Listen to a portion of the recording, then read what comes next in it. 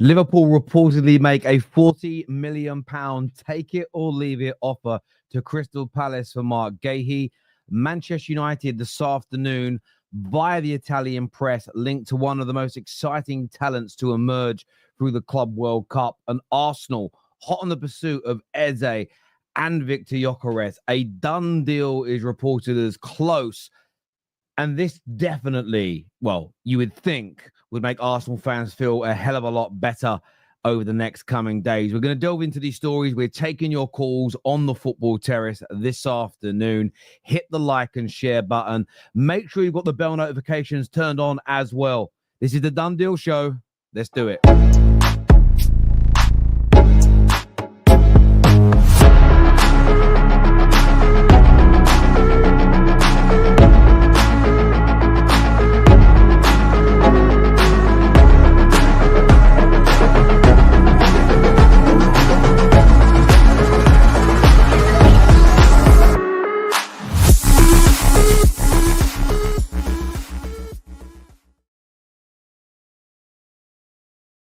Good afternoon. Welcome back to the show. I hope you're all having wonderful Sundays with your family, with your friends. Maybe it's a chilled one. You might have Wimbledon on right now in the background, watching Sinner versus Alcaraz. Of course, the Club World Cup final is in just 2.5 hours' time, and I know we're going to all be locked in hard to that. A few transfer stories to go through, but as ever, get the like button hit. Make sure you're subscribing if you haven't done so already. But the bell notifications, we spoke about this earlier on today. Don't just turn them on. Even if you have them on and say all notifications, you have to go and check your settings. You have to go and check your settings. I'm not sure how you do this on an Android, but you do it on an iPhone. You go into your negotiations, your notifications. You've got to scroll down and find the app. You've got to go on it. Most of you like that will have it turned off, okay? Most of you like that will have it, my phone will have it turned off. You've got to turn it on for the notifications to work. Otherwise, YouTube probably won't send them to you. So get that done for us right now. I don't even mind if you're off the show for a couple of minutes. Go and get that done. I know so many of you say, Terry, I've subbed and I still don't get notifications. I've clicked on it and I still don't get them.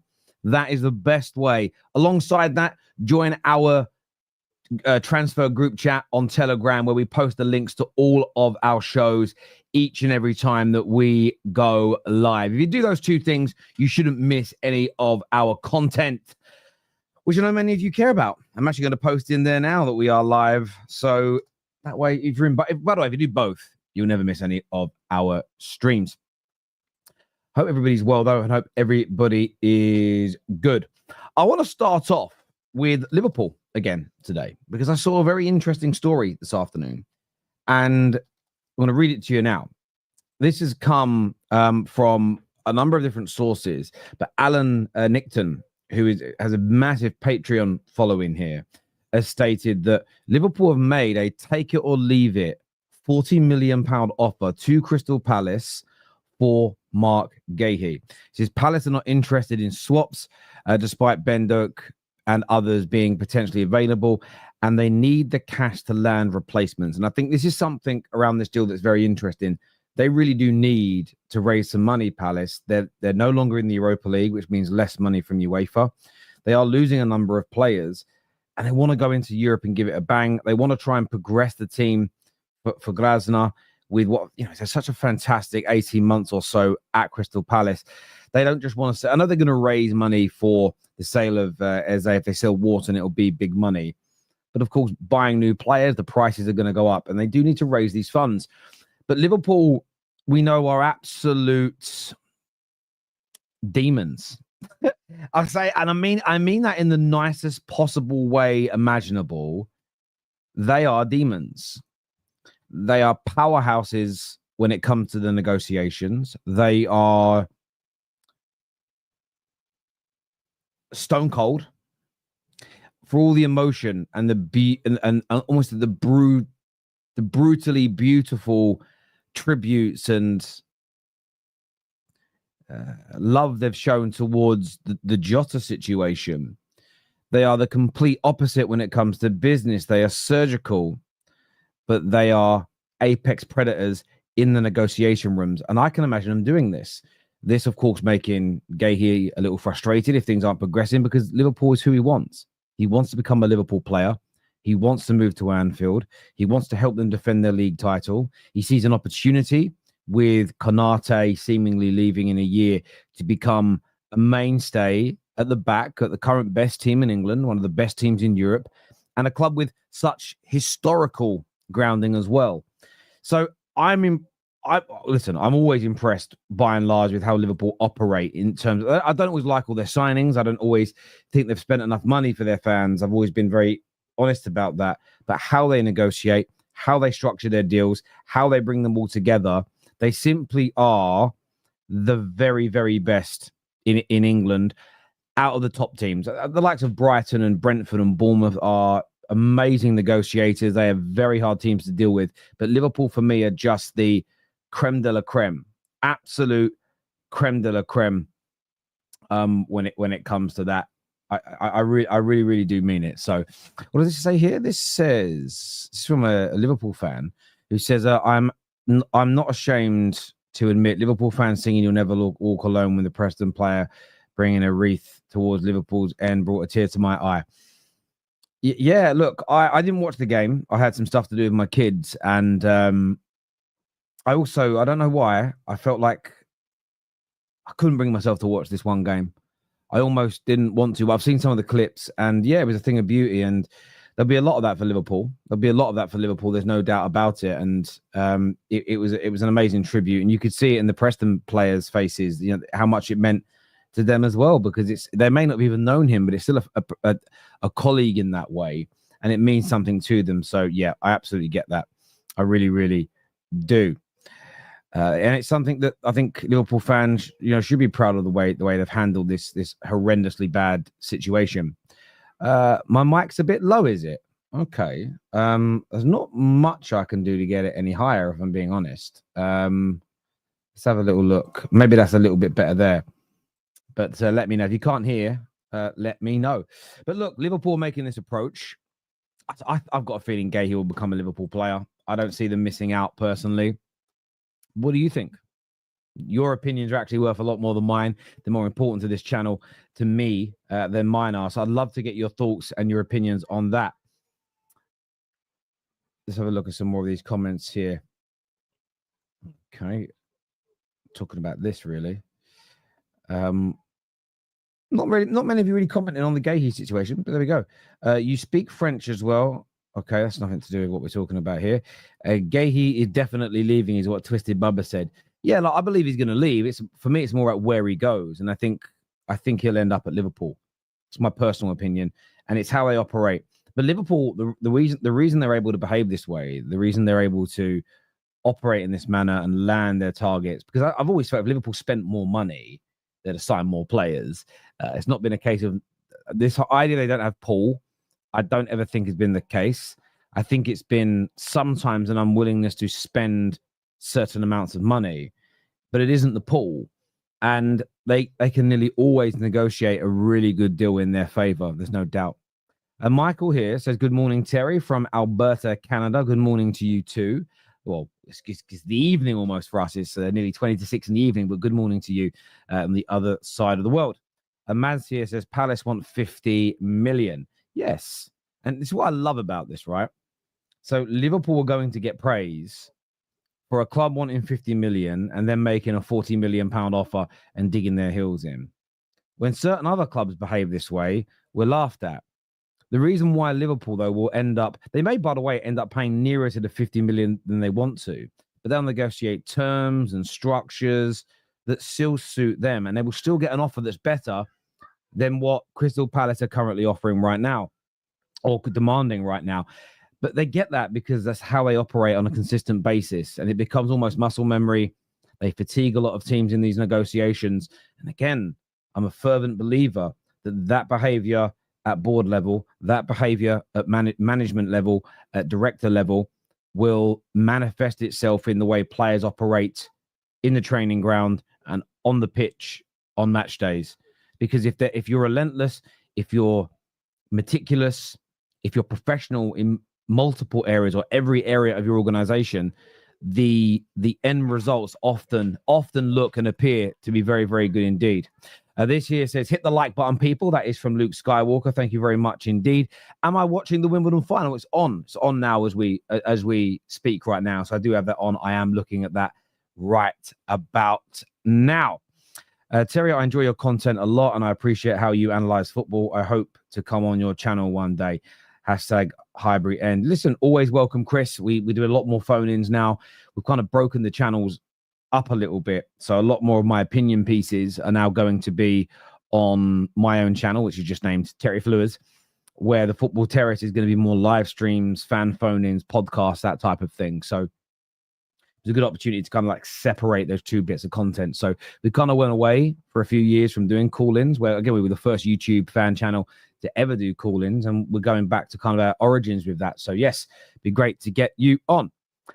Now, moving on, and listen, you guys can call in and speak about that deal. I want to speak about Arsenal for a moment. So we've seen the news all weekend about Victor Gyokeres and Eze, and these deals appear to be moving very well and in the right direction. And I think that, how do I say this in the right way? I get that Arsenal fans are frustrated with the Madueke deal. I'm almost at a point where we probably don't need to keep saying that, because it's been said so many times before. And then moving on with those deals. What I felt, though, when it came to the Madueke situation, what added a lot of fuel to the fire, I believe, that made Arsenal fans even angrier. Now, I got a little bit of stick for this. I weirdly, and I don't know where this stemmed from, we did a stream when in the evening one day when you were linked to one second. I've got to send a message real quick. 1 second, people. Apologies. 1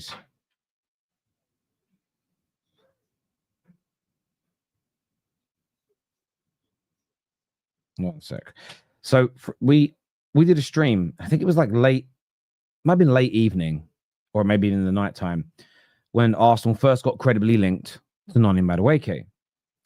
And at the same time that the journalists were talking about that deal, there was a report, and I don't quite remember the journalist now off the top of my head, and some of you in the comments will remember better than me. It was then also reported, it was kind of almost simultaneously, or the news came out at the same time, that Chelsea Football Club was showing a genuine interest in Ethan Nwaneri. And it was almost this double bubble pill of pain for Arsenal. Hang on a minute, we're signing a player from a rival that we don't like, either the player or the rival. We could also lose one of our best up and coming talents ever from our academy to that same team, and it added a lot of insult to injury. It really, really did. But the reports both yesterday and today, now firmed up by the BBC's Samim Mcbell, is that Arsenal are set to make Ethan Nwaneri a new formal offer of a contract. It says talks over to accelerate transfers this week amid a will from all parties to reach an agreement. So they obviously got transfer dealings that they're doing at the moment that are taking precedent because they want to get the deals done. Gyokeres, Eze, etc. However, there is a optimism and a thought between a lot of credible Arsenal sources that Ethan Nwaneri will sign this new deal. And there has been an element of fear-mongering, really, or scaremongering, whichever one of the two words you prefer to use, that Ethan Nwaneri is going to leave and that he's going to join Chelsea.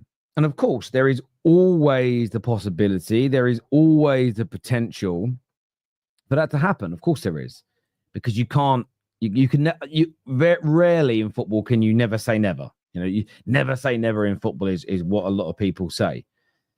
But it does appear that this done deal for Arsenal will happen. And again, I think this is something which what did you say? It was Fabrizio, yeah. Chelsea have told Arsenal and people close to Nwaneri that if they have problems with the contract, they would be ready to attack the situation. Yeah, it was Fabrizio that said it. I thought it was Fabrizio. Thank you. Someone sent me the link, so I appreciate that a lot. Yeah, and he put that out on the 5th. That was the 5th of July. So and it's weird. What I mean is I got a lot of weird DMs going, why have we done a video talking about Chelsea wanting to get Nwaneri?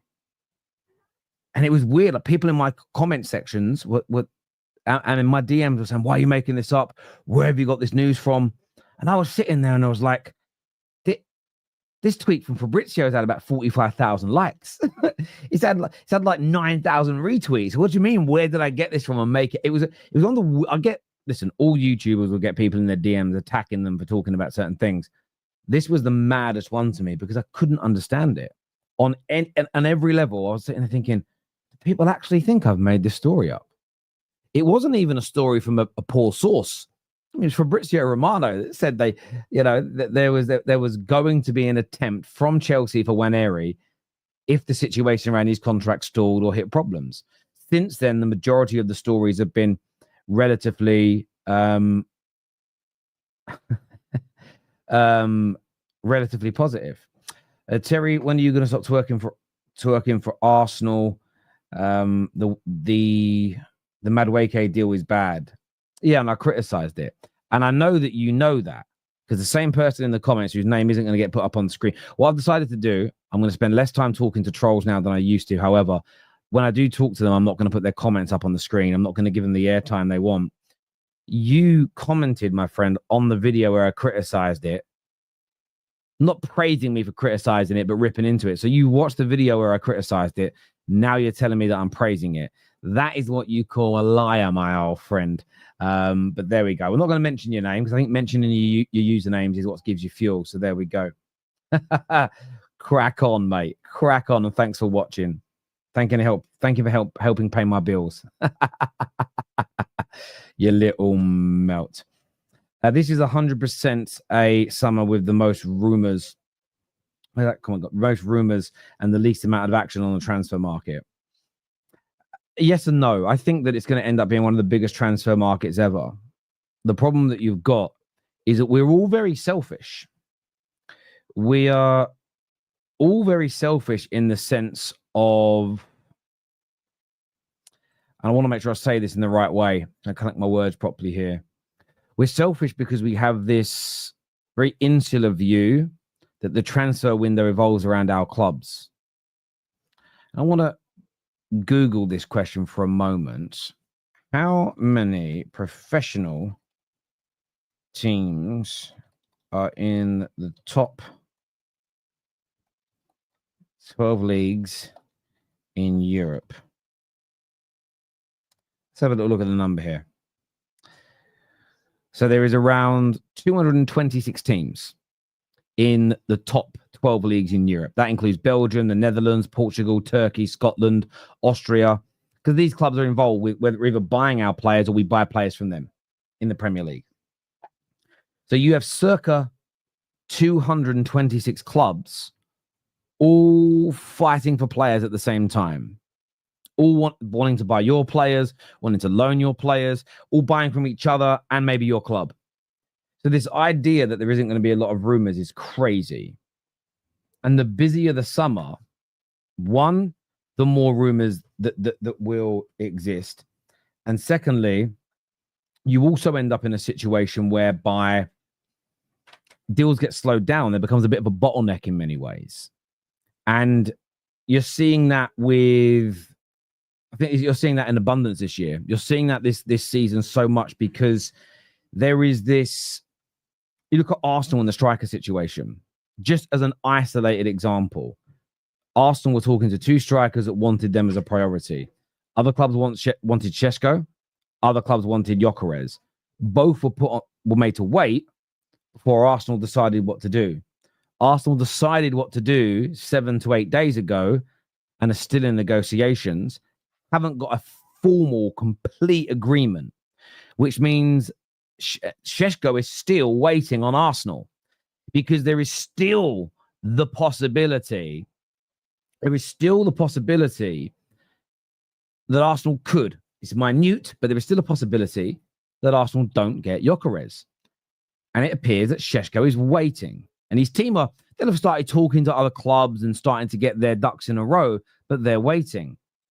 Teams like Manchester United, teams like Juve that also want strikers are still for a period waiting to see the outcome of the situation. So what that then does, it means Leipzig won't execute a deal for a new striker just yet. as an example. You look at Newcastle United, they're now looking at the Ekitike situation. Is that because they want Ekitike and Isak? Does that mean they're open to losing Isak? Does anybody spend £80 million on a backup? No. So does that mean that he could move? If it means that he could move, Šeško seemingly would like to move to Liverpool as one of the options on his list. But are Liverpool going to move for him if the Isak deal could happen? The answer is no. But are Liverpool going to move for Šeško before they know the full outcome of the Isak situation? No. And this just starts, and I'm talking 3 or 4 teams here. This is happening across 226 different teams. There are spinning plates in every single direction.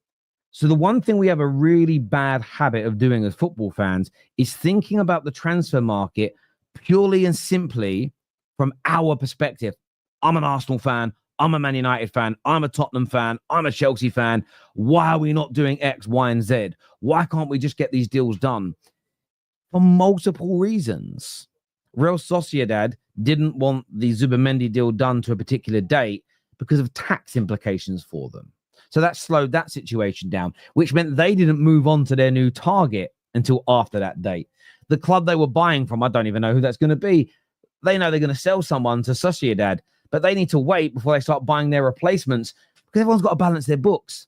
So I think that there's a lot of rumors because there will be a lot of business, but it's taking time for these deals to progress, if that makes sense. But already you've got Liverpool's and you've got City's and you've got Arsenal's with credible reports tracking towards spending some of the highest amounts in their club's history. So I think it's going to be a gargantuan summer in the end. I think there will be records matched or broken, but things take time.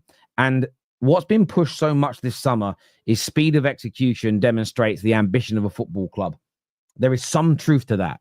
But the Club World Cup has skewered people's reality. That 10-day window, which saw Chelsea's and Man City's as examples, El Hilal being another, pushing for deals to go through for that tournament to give them the best chance possible of winning it.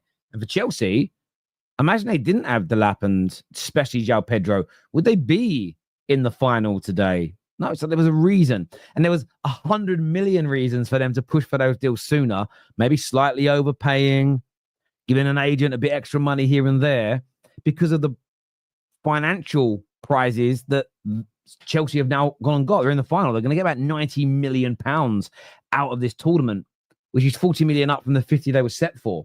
So it made sense. But it's a very, very good bet that next year, by the 10th or 11th of June, they don't have 2 or 3 new signings. They'll probably wait longer to get better deals because that's the nature of most transfer windows. Again, so yes, lots of rumors because clubs talk to lots of players on a regular basis. But listen, I love what you're saying there. Really good challenging point. I get the frustration, but it's the nature of the beast. It really, really is, in my personal opinion. Did you miss the Liverpool news? Well, I can recap it for you. So the Liverpool news, essentially, that has come out is... One second, I just want to timestamp that question. The Liverpool situation and a recap surrounding it is that Liverpool have reportedly made a £40 million take it or leave it offer to Crystal Palace for Marc Guehi. They're saying right now, according to the reports, we don't want to go above this. We know you want £50 million, but the player wants us. Let's get the deal done at a sensible £40 million and let's wipe our mouths and move on, essentially.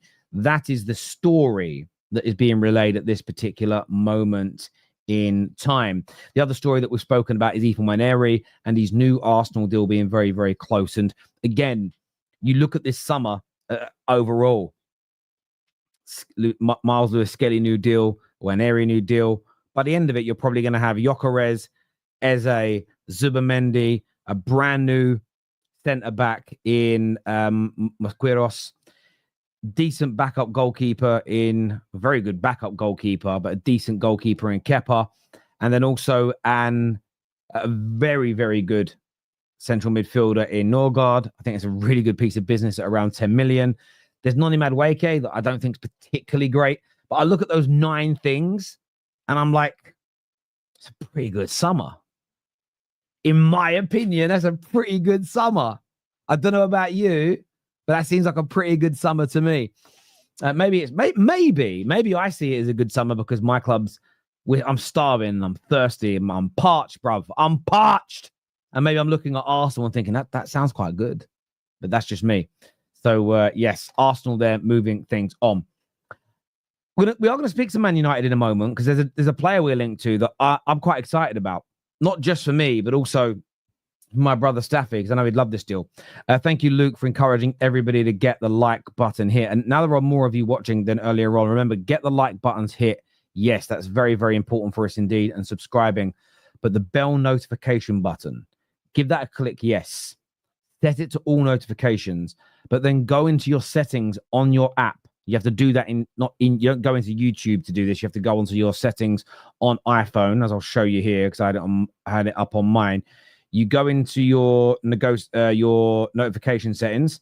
You scroll down and find what you got. You go onto YouTube and you got to turn it on. You've got to turn it on. I have mine off because I record on my phone for content. Okay. But if you wonder why, Terry, I have my notifications turned on. YouTube never sends me anything. I don't know when you go live. You've got to turn that on. So listen, if all 2,500 of you go and do that, I cannot tell you the difference that would make to the Football Terrace moving forward. So go and get that done for us, please, my people. This year says, I think it also has a lot to do with the Club World Cup. I think as people are getting more and more impatient, stressed with YouTube Shorts, TikToks, and Reels. Yeah, look, I think there is an element of that. And some of it, I said this earlier on this morning, Krishna, and I sort of stand on this. Have they done that stupid thing again, YouTube? They've gone back to your ats and not your name. What are they playing at? It looks awful. Go back to the names, YouTube. I view it this way. I don't mind seeing Fabrizio put out the same tweet every other day about Mbermo. Why? Because I think people are asking him for the update, so he just tells you as things are. I would also be a hypocrite to say it's wrong, because I talk about the transfers and we go live and we create a forum like this and we all sit here and talk about it. If you don't like the transfer cycle, if you don't like, why have I seen the journalist tweet 3 times the same thing in 2 weeks? Just stop following the journalist. Stop following, because that's how it works.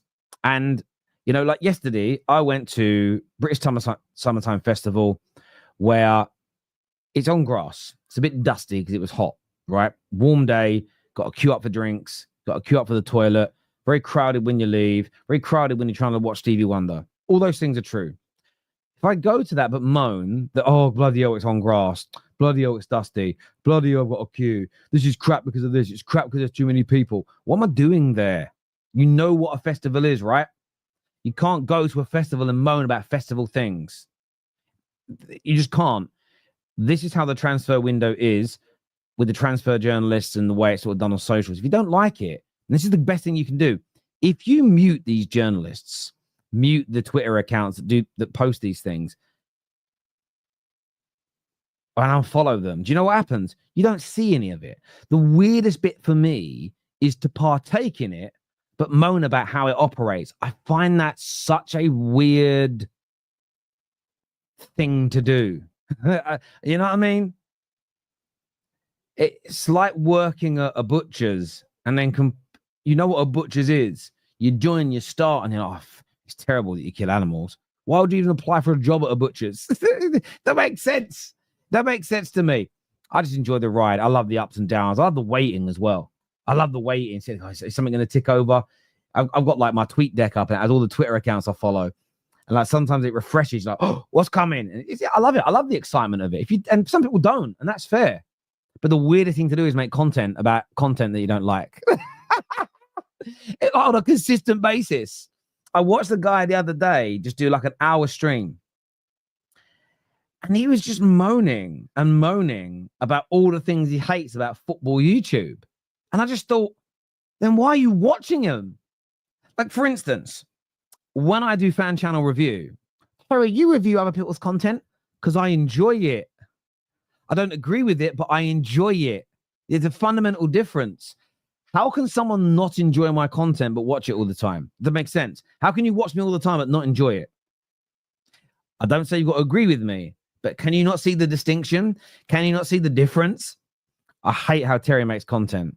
I hate how Lee Gunner makes content. I hate how Neeks makes content. I hate how AFTV make content. Why do you watch it every day then? Because I've got to tell you how much I hate it. Why?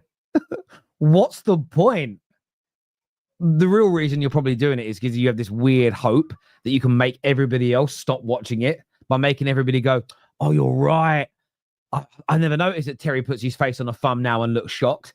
Like my actual subscribers give a shit. It's so funny, man. It's so funny. I love that. I love all that stuff. It's hilarious. It is facts. It's just the truth about it. Like if you're a film critic and you watch a film and you criticize it, it makes sense. If you critique TV shows and you watch 3 or 4 or 5 episodes, if you watch your job, the company you work for, you might be independent, and you watch season 1 of Breaking Bad and it's awful. If you get to like season 3 or 4 and you're still writing articles about how bad it is every week, I'm like, hang on, just stop watching it. Like it's not for you. Move on with your life. It becomes jarring. I've said it before and I'll say it again, right? I said it before and I'll say it again. And this is, I find this, and I'm not giving anyone any airtime. I'm just talking to you, my lovely community. These are my favorite ones, right? Forget YouTube channels. I was listening to a podcast the other day, and I won't name them because I'm not trying to shit on them. I'm not trying to cause any hate to them. And their words were, paraphrasing slightly, don't like modern day football, hate the commercialization, don't like how football is played in the modern day game. The players are nowhere as good as they used to be. There's so many other sports that I prefer. Blah, blah, blah, blah, blah, blah, blah, blah, blah, blah, blah. Why do you have a football YouTube channel then? Why haven't you got a tennis channel? A UFC channel? I tell you why. It's like the people that go, the Liga's much better than the Prem. Cool. Why do you only make Premier League content then? Because you know more people are watching this. You know it's more engaging, right? 100%. You know why you're doing it. They're my favorite people. But there we go. It's true. It is low. It's funny. I'm like, yeah, I see through that. Do you know what I mean? I see through that. I see through that personally. On to the Man United stuff for a moment here. So, what do you guys make of Richard Ríos? There's a report in Italy that Manchester United are making. I want to make sure I read this right, actually. It says that, and I quote, Manchester United have made a move for Richard Ríos in the last few hours, and that comes from the Grazia Italia, the La Grazia dello Sport. Obviously, a massive publication in Italy, almost 2 million followers on social media, millions of readers each day in Italy covering that. Now, my initial gut reaction to this story, if I'm being absolutely honest with you, is I think this is Roma. I think this is Rios's people pushing the stories in the Italian press to force Roma to complete the deal. My initial gut reaction says that. I really like the look of this player, though. I watched him a few times at the Club World Cup, and like we all then do, spent a bit of time watching him. And what's so interesting is he's 25. So he's not a baby. He's not old, but he's not a baby. But I like the way he dribbles. I think he's an excellent ball winner. He's got a good versatility to his game, very good range of passing, combative. He's physical. And he also used to play, is it pronounced futsal? Futsal, that's sort of anyone who plays futsal,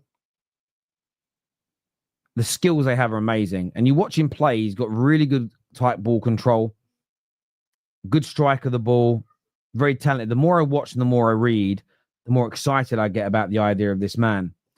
And had it not been for the Club World Cup, I don't think most of us would be thinking about him or talking. He certainly isn't a name that I've seen in the live chat over the past 2 or 3 years of people saying we should sign. But that's why I get quite excited about these players. And what do you mean, Terry, stop? Again, like I said, the more I read about this player, the more excited I get. I'm not sitting here and saying 100% he's going to work in the Prem, 100% he's going to kill it.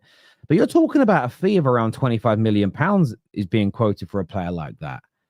And I feel a little bit like it's worth a punt.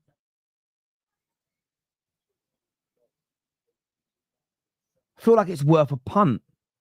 I feel like it's worth a little bit of a go, if that makes sense.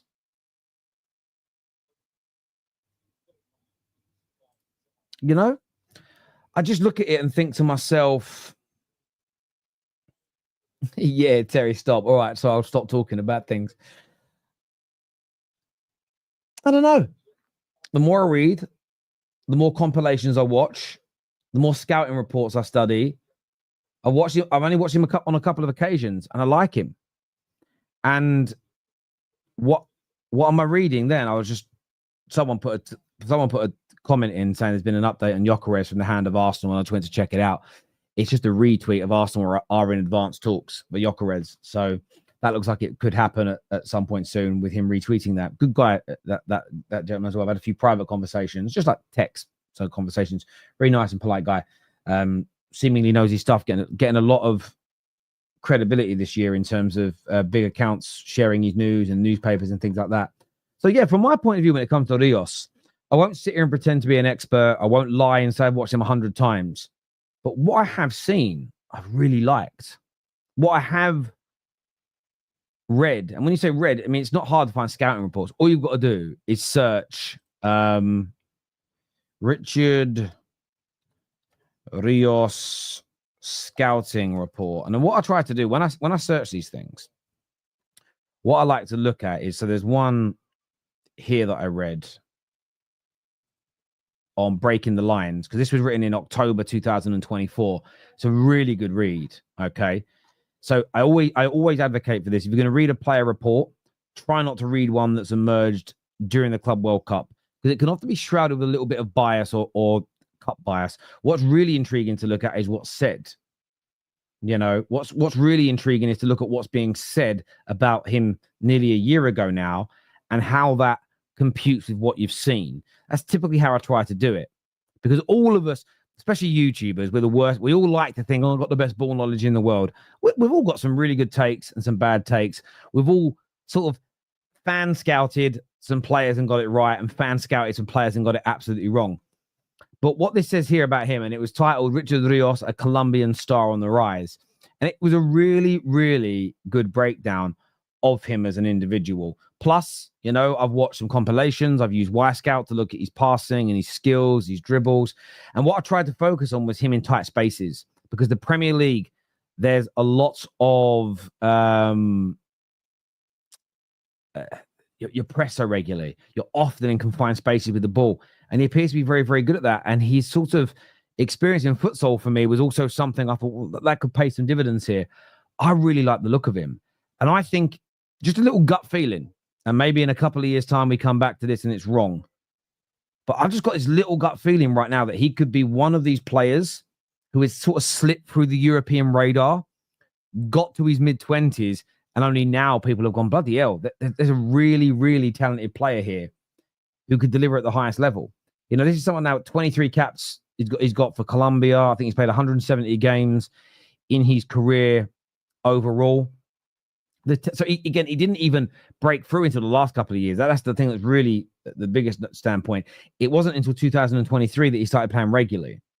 So maybe that's why. He seems like a little bit of a late bloomer in that regard. But he's won trophies. He's won the league. You know, it says here he's won multiple trophies. He obviously comes second in the runners-up for Colombia in the Copa America in 2024.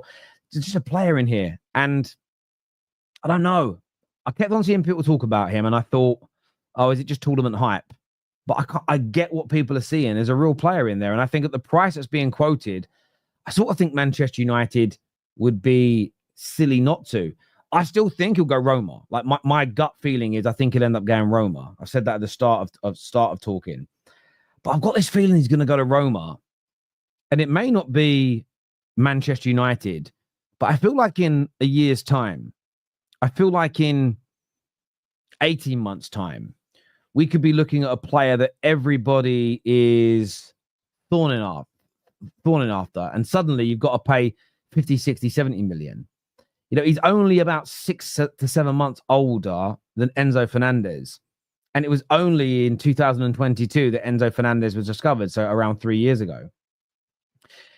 And Chelsea ended up paying, listen, and he's starting to play really, really, really well for Chelsea now. It'll be integral to them if they win tonight.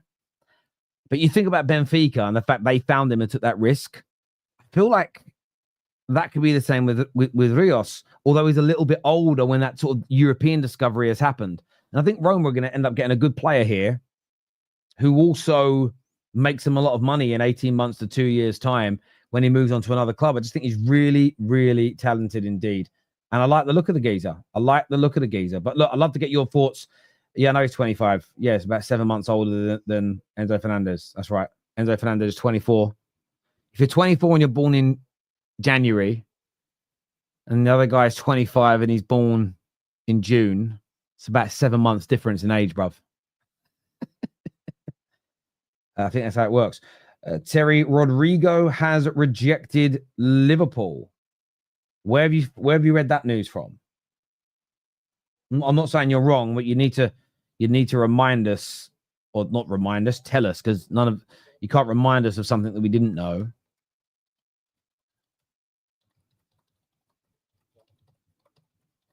Or have you just tweeted that? Sorry, have you just made that comment? Does anyone know where it's from?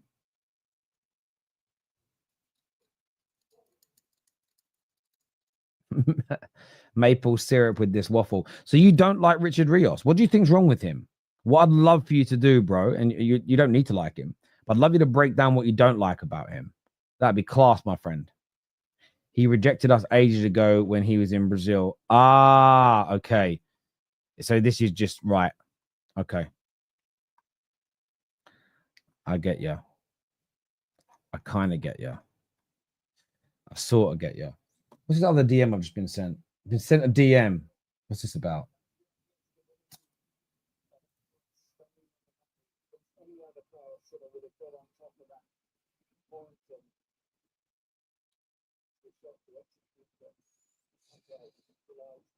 Oh, it says here that it's understood there is no animosity towards United from Rashford, despite him being stripped of his number 10 shirt while still being contracted, and he will be willing to reintegrate into the group, including the preseason tour, if Amorim sanctions such a move. Of course, there's no animosity from Rashford. Rashford can't be talking about new challenges. Rashford, even before Amorim arrives, can't be sending his agent and his brother out for nearly a year looking for a new club and then get upset when the club removes your number 10 shirt. It would make no sense. Imagine you're married, okay? There's a contract in that, isn't there? Imagine you're married and you spend 18 months dating other women, trying to sleep with other women, right? You live with another woman for a few months. You keep talking about how you don't want to be with your wife anymore. How can you cry when she hands you divorce papers? It doesn't even make sense. The fact that everybody's trying to give, like, I've got no personal issue with Marcus Rashford at all. The cynic in me might say, well, is he only willing to join? Come on, does he want to come on pre-season to put himself in the shop window to try and encourage other? Because a lot of people are attacking United for this guy. United can't find a buyer. Yeah, Rashford can't. Yeah, we can't find anyone to buy Rashford. You know, maybe Rashford's having a little bit of humble pie here. Maybe Rashford is not regretting, but he's thinking, oh, maybe I should have got my head down and worked for this manager. Maybe I shouldn't have. Maybe I thought the grass was greener on the other side. Maybe what's happened is the divorce papers have landed, but all the other women that he was taking out, this is the analogy here, all the other women that he's been taking out on dates and sleeping with have said, fuck off, you're not living with me. And now he's all by himself. And he's going, baby, can I come back? Please, baby, I'll come back. I'll do anything. There's a cynic. The cynic in me thinks that could be part of this charm offensive from some of these players. I want out because the world will want me. And now maybe they don't. Let's see. Let's see what happens there. Because I think it was reported today that Barcelona are only interested in taking him on loan, which isn't the end of the world for Man United. I would rather the money come in. But as long as they cover his salary for a year, it's not the end of the world. But let's see what happens. But it does feel a bit like humble pie. It does feel a little bit like that. Because let's be having it right. Let's be having it absolutely right. Man United are struggling to find buyers. That's because these players are on astronomical money. But I do think some of our players had it in their minds because their agents and their family and all their fucking idiot fucking fanboys online have been giving it the whole, oh, mate, you're better than this club. Everyone will want you. You're amazing. I did think clubs have come in for Rashford. So I've got that wrong, but it doesn't bother me that I got it wrong. But I think the player might now be sitting there thinking, hang on a minute, it's the 13th of July. It's the 13th of July. No one's made a bid for me. I've Villa wanted him, but he didn't want Villa. He better hope someone comes in for him. He better hope. I'm telling you. Terry, do you think Wharton is gettable for Spurs? Yes. Spurs are a much bigger club than Crystal Palace. Spurs will pay higher wages than Crystal Palace. So absolutely gettable at the right price. No doubt about that in my mind whatsoever. PSG will win by at least 3 goals today, is what Rosie Daniels says here. I think it's going to be tight. I'm going 2-1. I'm going to go with PSG, but I'm going to go 2-1 only.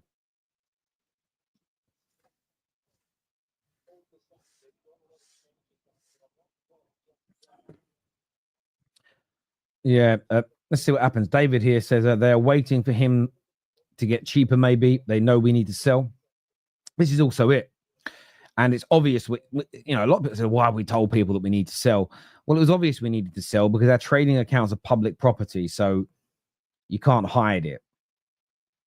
But that's why I want us to stay resolute, because if we cave too early on Rashford, we'll cave even further with the other deals and we'll make no money. So this is where fans have to be patient and they have to understand how large-scale business-to-business sales work and the knock-on effect of cutting corners early, and it'll be public. So it isn't like you're doing private deals in the general corporate sector where you could do a big discount for a company, do it under an NDA, and nobody really finds out. This is so much of this is public property. It's a very different scenario. It's like, imagine trying to do your jobs and negotiate with people, but imagine you're sort of doing that in a kind of public environment where everybody's watching everything you're doing. It's a very, very different kettle of fish. Imagine you're doing all your staff negotiations, so their end of year bonuses and then pay increases, but the whole thing's being played out in the local newspapers. Do you know how much harder your job's going to be? But there we go. Where is Garnacho going? Absolutely no idea. Because as of right now, barring Saudi, no one's really come in for him. There's talk always of Napoli, but he wants the Premier League, but no Premier League clubs come in for him yet. But again, that could come later. You might find Anthony Gordon, for instance. Anthony Gordon could leave Newcastle and then Newcastle come in for him. That's an example of what could still happen. Big up Terry and the Football Terrace community. Thank you, Star Lord. 49 months as a member. That is absolutely amazing, my friend. So thank you very, very much indeed for that. Remember, everybody, to get that like button hit for us if you haven't done so already, but subscribe and get the notifications turned on. I'm going to say it again. Set it to all notifications and then turn negotiations on.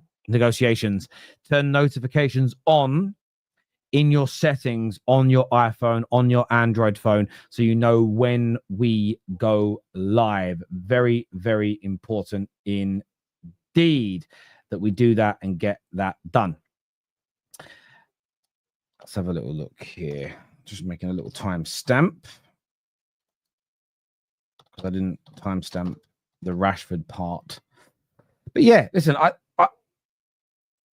don't know. The Rashford issue, the Rashford loan issue, I am a little concerned by it. I can't lie. But I think it'll work itself out. I think we'll end up with some okay deals. Terry, your prediction for top 5 next season and relegation clubs. I'm not ready to do that yet. If I'm being honest with you. The reason that I'm not ready to do that is I need to see more of the window. My top 4 right now is set in my mind of Chelsea, Arsenal, City, Liverpool, because of how good they already are and what they've done in the window so far. The top 5 is really hard because I look at Newcastle, who came 5th last year. They've only added Alanga so far. So it's good, but it's hard to see the improvement. Villa have done almost nothing. Not one of the top teams. It's very difficult. I need to see some more transfers. I need to see some preseason games to do it completely. This comment here, Super Chat, says, after the Preston game, Sell Diaz, Nunez, keep Rio as backup left winger. Go all out for Isak. Rio is young, but almost there, in my opinion, is what Yoshi LFC has got to say here. Yeah, I get that. I get you there. Some of you spam such funny lies in these comments about transfers. I love it. Is that an attempt to catch me out or wind each other up?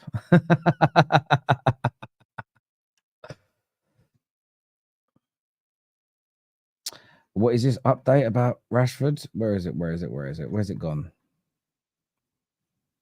From AS. The player only wants to go to Barca and United has set a price. I hate when this thing moves. Set a price. Flick has reportedly given the green light to push forward with a deal, a similar option to Luis Diaz. That's also probably what slowed things down as well, to be fair. And that's, again, not on Man United. If Rashford is saying to his agent, I only want Barca and I'm going to wait for Barca, that does slow down the proceedings. Because Barca, even if like he was Barca's number one choice, Barca still struggle to get deals actually done and complete because they can't register anybody. So they're always in financial difficulties all the time. Although Barca fans hate hearing that, but it is the truth. But look, people, we're going to be live again tonight after the Chelsea game later, which I'm looking forward to, and I'm sure you all are as well. What are your score predictions? Would love to know, people, what your score predictions for that game and that final are right now in the comment. We've got a super chat to do as well in a minute, but what are your score predictions? I'd love to know. 1 second.